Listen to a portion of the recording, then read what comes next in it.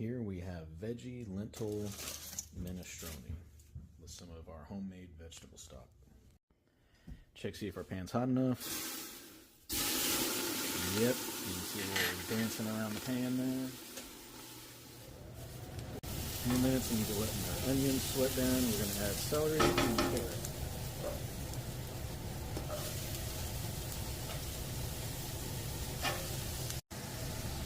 A little pepper.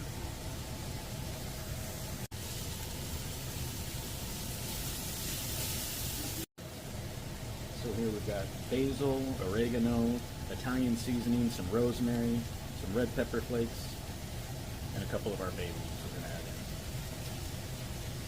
in. We got about 3 tablespoons of tomato paste.